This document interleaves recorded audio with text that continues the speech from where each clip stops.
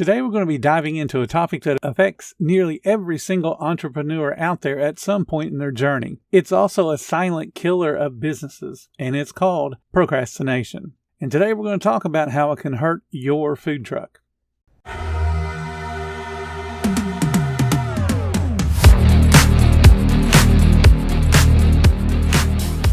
Welcome to the 10-Minute Food Truck Training Podcast. My name is Bill Moore. I am a food truck business coach, author of 5 food truck vending books, including Food Truck 101 and Food Truck 201. This podcast is all about helping you start and grow your food truck business.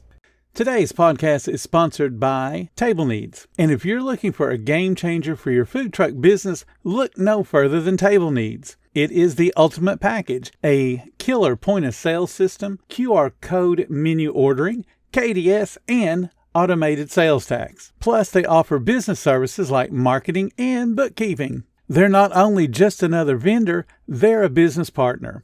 Check them out at tableneeds.com or find them on Facebook.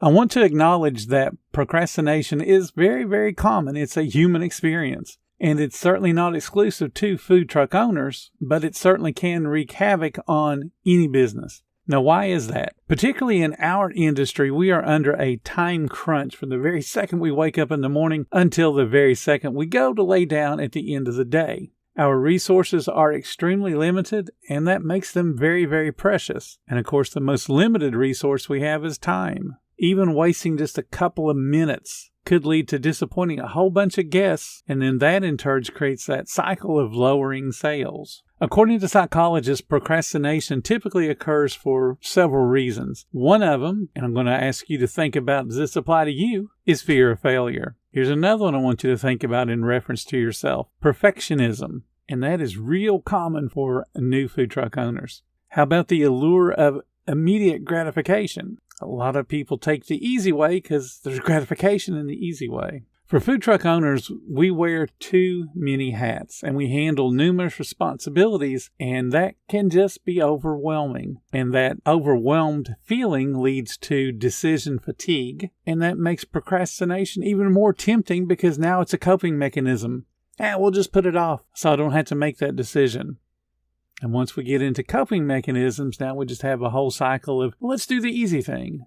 Contrary to what many people think, procrastination is not being lazy. It's often a response to stress and anxiety. Now I'm going to ask you, think about yourself. Does that sound familiar to you? Food truck owners are under constant pressure to perform when we're giving service. We got to find more gigs. We got to find a better location. We got to find less expensive supplies. We got to find people to help us just to get open. And that creates a very vicious cycle of procrastination because it becomes a way to avoid those stressors. I'll look for a new gig next week. This location's okay for right now, even though it's really not, and you know it's not. Speed of service was a little slow today, but that's okay. We'll get better eventually. Eventually never comes. In my experience, procrastination is a silent killer for a food truck. It leads to missed opportunities. It leads to delaying important necessities like permits. And it eventually leads to serious financial problems. One of the food truck owners that I worked with was preparing for her opening, and we had spent several sessions planning on what she needed to do. Each meeting, especially the last handful, were just excuse fests. She kept putting off critical things like marketing, menu testing. She didn't even see if her food was good enough. And then the worst thing that I thought is she didn't bother to research the permitting process in her area. She kept telling me, it's easy, it's no problem. And I would ask her, well, who did you talk to? Oh, I haven't called them yet. You just need to call City Hall, find out what you got to do, because you might have something come up that you're not able to take care of. She said, no, it's no problem. I know lots of food truck owners, it's easy. As a result, her opening was delayed by 2 months. And she missed out on most of the festival season in her area. And she also missed out on 2 events that had a no refund policy because she didn't have the permits that she needed to go to those events. She did the easy stuff. It's real easy to pay money. People will accept our money and they don't care. So when she paid for those events, she felt like she was making progress, but that wasn't true. The hard stuff that took her out of her comfort zone, like filling out an application that she had no idea what some of the questions meant, was too hard. So she put it off. Even with me asking her every week what she accomplished towards those permits and getting those locations, she just made excuses, and eventually she stopped attending the coaching sessions that she paid for. And the reason that she did that, it was because the pain of answering my "why have you not made progress on the permit" question was stressing her out. And it was easier for her just to throw that money away and not attend the coaching sessions. Once she realized she was missing out on those non-refundable events, she decided that she might want to talk to me again. But it was too late. She had already done all the procrastination. It had cost her several thousands of dollars, not only in those event fees that she paid and couldn't recoup, but the potential lost sales. One of the events should have easily been a $10,000 weekend for her, and she lost that. It was all because she put off the hard things. She procrastinated on finding out what she needed to know. Another gentleman I worked with in a different city kept asking him, "How's the permitting process going?" "It's no problem."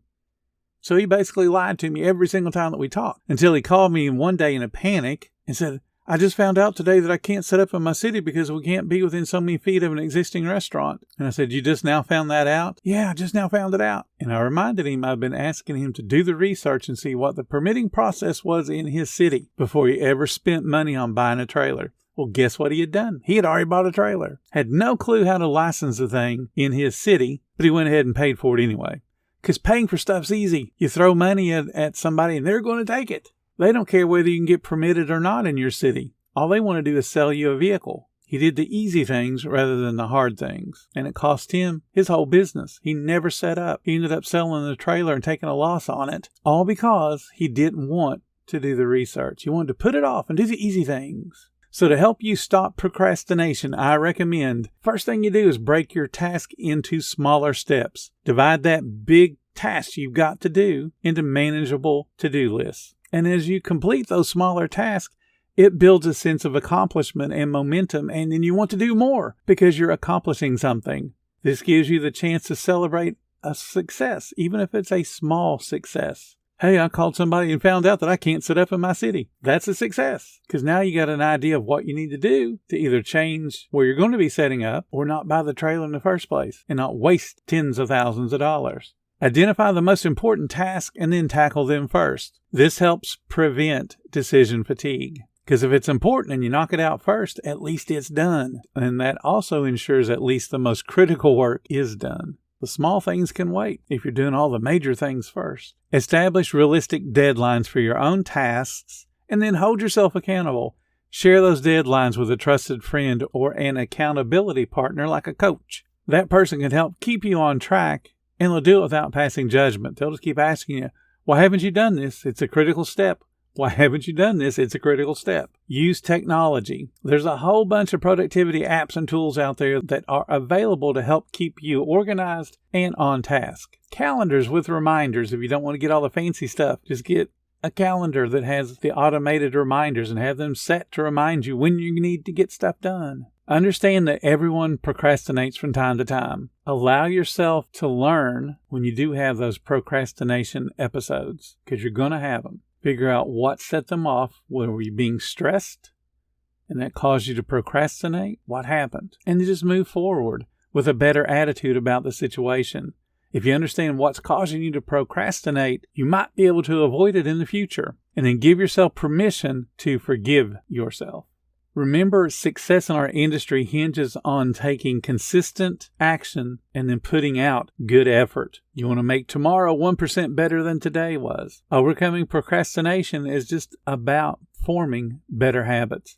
It is a journey, and I'm going to tell you, for some people, it's going to be a really, really long journey, and that's okay. Don't be discouraged by your setbacks, because they're going to happen. What you got to stay focused on is that long-term goal you have, and that's to run and operate a profitable food truck. Thank you so much for listening to the 10-Minute Food Truck Training Podcast. If you're finding all the information helpful to your food truck business, please become a monthly supporter of the podcast. Just hit the support button or follow the link in the description. Every little bit does help keep us going. Join our Facebook group. It's called Food Truck Training. We have a whole bunch of awesome members at all different levels, from brand new beginners to decades-old veterans. They've all got your back when it comes to helping you with your food truck. And again, thank you for listening. Come back tomorrow, because you know I got plenty more to say when it comes to helping you and your food truck business grow.